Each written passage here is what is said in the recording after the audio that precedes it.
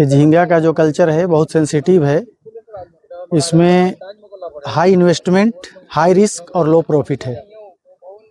इसमें 1 kilo 20 count का झींगा तैयार करने में 50 ग्राम का लगभग 150 से 180, 190, 200 दिन भी जाता है।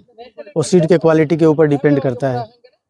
और इधर सब लोगों का पूरा रेडी था। ऐसे भी इस साल बहुत हाई टेम्परेचर था तो इसलिए बहुत सारे प्रॉब्लम आ रहे थे।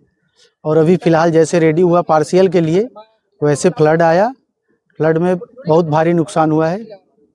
तभी सबको हम बस घूम के बस बता रहे हैं, समझा रहे हैं, अंदर से हौसला दे रहे हैं कि चलिए करिए, अभी आगे हम साथ में खड़े हैं, रहेंगे खड़े।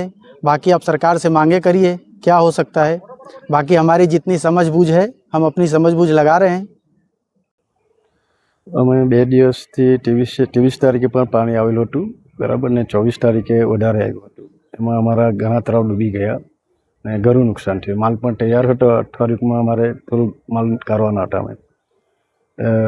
નુકસાન તો ઘણું થયું, લગભગ 2 કરોડનું અમારું થયું ને તળાવ બધા એમ તેમ થઈ જાય। હવે અમારે લેબરને પૈસા આપવાનું એ બધું ટેન્શન જેવું લાગે કેમ કે એ લોકોને કઈથી પૈસા આપવા, કહું આપવા ને બીજું અમે લોન પણ ઘણી લીધેલી। કઈ રીતના ભરા, શું કરવા, ટેન્શન તો થોડું ઘણું ખરું અમને। પછી હવે શું કરે કે એમ એ થતું નથી, પણ જોઈએ હવે જે એ થાય તે। સહાયમાં તો જે રીતના હવે બધું સીડ ને ફીડ ને બધું પાછું અમને જો પેલું એ કરે, સરકાર થોડું ઘણું સહાય કરે તો પાછા અમે ઊભા થઈ શકીએ। ને બીજું અમારી લોનની થોડી માફ કરે તો અમને થઈ શકે। અને બીજું અમારે ત્યાં કેસીસી લોન કરીને અમને વિશેષ ખાતામાંથી કરે પણ બેંકમાં અમને આપતા નથી। એ લોકો કહે કે એ લાવો તે લાવો, પછી રોઈતા એ લોકો। કારણ કે મારી જોડે એવું થયું એકવાર, 20 લાખની લોન હતી મારી કેસીસીની, એ લોકોએ અમને આપી નથી બેંકવાળાએ। બહુ ભારે નુકસાન થયું અમારા। અમારે અહીંથી 4-5 ફાર્મર છે તે ટોટલ વચ્ચે 5-6 કરોડનું અમારું નુકસાન થયું।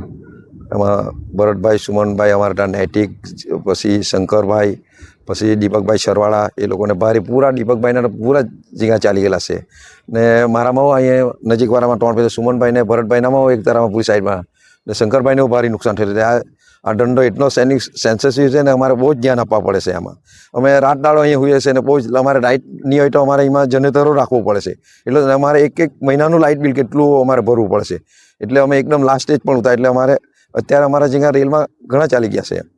એમ તો 1-8 મહિના માટે અમારો પૂરો પાક નીકળી જાતે, પણ એમ અમે એકદમ અમુક જેટલા તૈયાર જ હતા ને અત્યારે અમે કાઢે તો થોડાક વાંધો નહીં આવતે, પણ તેઓ ઘણા ચાલી ગયા અમારે। એટલે નુકસાન તો અમારે ઘણું છે। સરકાર તો અમને જે રીતે સુરતમાં એમ થોડુંક સહાય કરે તેમ અમને કંઈ લોન મોટું ને કંઈ સીટમાં ને એમાં થોડુંક સહાય કરે તો અમે ફરી પાછા બેઠા થાય એમ। અમારે આ ટોટલ આ કલ્ચર અમારું છે ને 5 થી 6 મહિના થાય, એટલે કે 180, 190 કાં તો 200 દિવસો થાય। તેમાં અમારું આ કલ્ચરમાં 5 થી 6 લાખ રૂપિયા લાઇટ બિલ જાય।